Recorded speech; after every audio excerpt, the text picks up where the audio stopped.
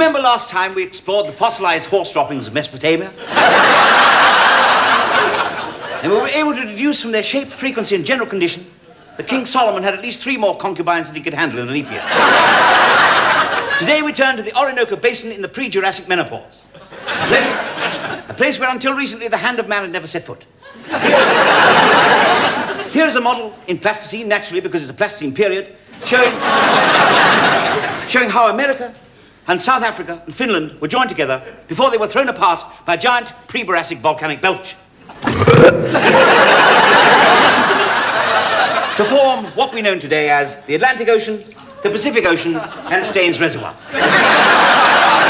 It's my belief that just before the 2 continents parted, a giraffe was standing on this very crack with 1 foot on one side and 3 feet on the other. How do we know this? Because we found half a giraffe in South Africa, half a giraffe in Finland, and this bicycle wheel in Staines Reservoir.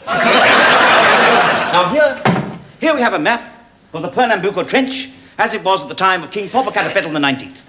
And what does this tell us? It was here that we discovered the most significant find of our dig so far. Lice in the beds. Archaeology can be found. Now here on the map there occurred an event that was to make us all redraw the maps of the region. It was a giant porcupine that ate all the previous maps. Now here, on this new post-porcupine map, we went up the river Twa and up the Twing and around the Kong.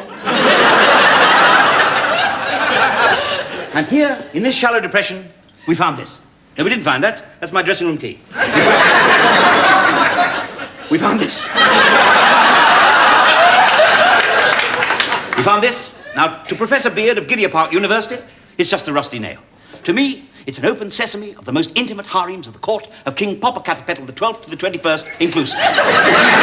Except, of course, the 16th, who was a poofta.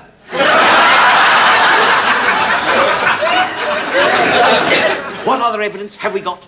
Well, what is this?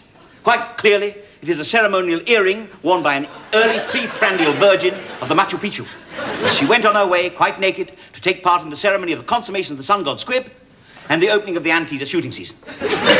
Why only one earring? Professor Hump of Harlow Newtown University suggests that this is a red herring. Nonsense. I say she wore the red herring in her other ear. Here is an artist's reconstruction of a young pre-prandial virgin wearing her ceremonial regalia. There she is. Hey, what a prickly pair.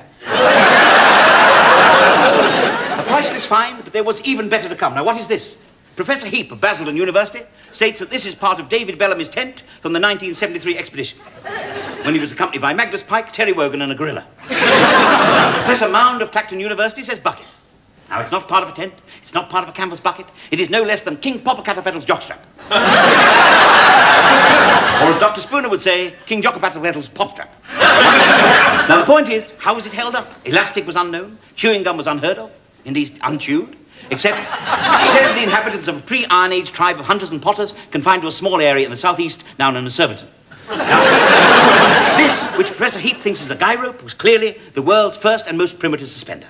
Its failure is self-evident. How then did the king hold it up? He held it up with the nail.